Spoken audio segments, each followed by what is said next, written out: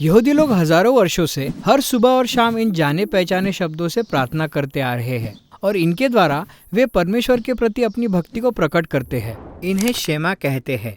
हे Israel सुन, यहोवा हमारा परमेश्वर है, यहोवा एक ही है। तो अपने परमेश्वर यहोवा से अपने सारे मन और सारे जीव और सारी शक्ति के साथ प्रेम रखना। यहाँ पर हम इस प्रार्थना के चौथे प्रमुख शब्द को देखेंगे, मन, जिसे इब्रानी भाषा में कभी कभी लेवाव कहते हैं, पर ज्यादा बार संक्षिप्त में लेव। संपूर्ण इतिहास में विभिन्न सभ्यताओं की इस बारे में भिन्न भिन्न धारणाएं रही है कि मनुष्य का शरीर किस प्रकार काम करता है, और यह बात बाइबल के प्राचीन इजरायली लेखकों पर भी लागू होती है। उन्हें पता था कि छाती में हृदय जैसा एक अंग है जो जीवन को चालू रखता है।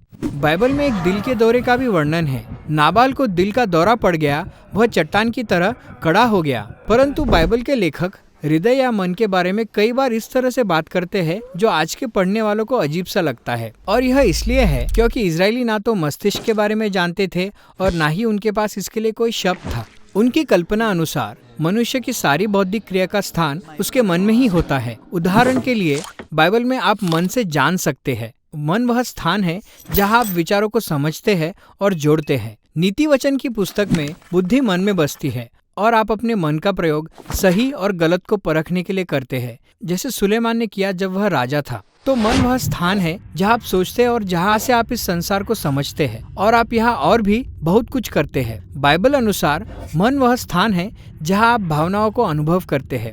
आप अपने दिल में दर्द महसूस करते हैं, जैसे हन्ना ने किया जब उसके बच्चे नहीं हो रहे थे। सच तो यह है कि टूटा मन वाला वाक्यांश बाइबल की प्राचीन इब्रानी भाषा से लिया गया है।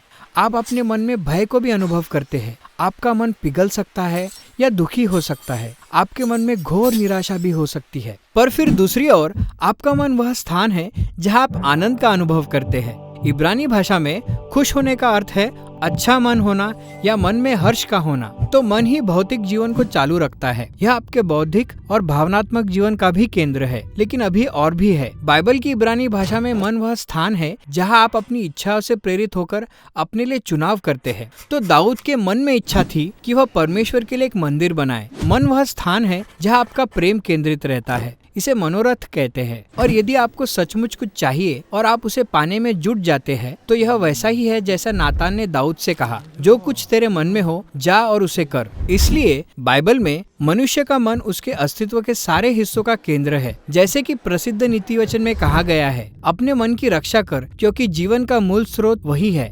भविष्यवक्ता यिर्मयाह का विश्वास था कि मनुष्य का मन मूल रूप से टूटा हुआ है। उसने कहा, मन तो सब वस्तुओं से अधिक धोखा देने वाला होता है, उसमें असाध्य रोग लगा है, उसका भेद कौन समझ सकता है। उसने एक पूरी पीढ़ी को परमेश्वर से मुंह फेरकर दूर जाते हुए देखा था। वे अपने बच्चों की बलि चढ़ाने लगे थे जैसे यह कोई भला काम हो। और इसलिए यहूदी भविष्यवक्ताओं की सोच के अनुसार मानव जाति का एकमात्र आशा उनके मन का नया किया जाना था। मूसा ने भविष्यवाणी की थी कि अगर इज़राइल कभी परमेश्वर से प्रेम करना चाहेगा तो इसके लिए उन्हें मन के खतने की आवश्यकता होगी। यह एक बहुत ही अलग और चौंका देने वाला रूपक है जिसका प्रयोग मनुष्य के मन से बुराई और ढिठाई निकालने के लिए किया गया है। हत्या और व्यभिचार करने के बाद दाऊद परमेश्वर से विनती करता है कि मेरे अंदर शुद्ध मन उत्पन्न कर।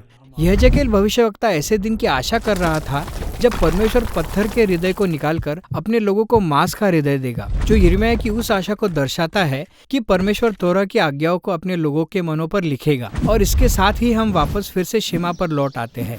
प्रतिदिन परमेश्वर के लोगों से आह्वान किया जाता है कि वे परमेश्वर को अपना पूरा तन और मन समर्पित करें, और साथ ही अपनी भावनाएं और इच्छाएं, अपना भविष्य और अपनी असफलताओं को भी। अपने परमेश्वर यहोवा से अपने सारे मन से प्रेम रखने का यही अर्थ है।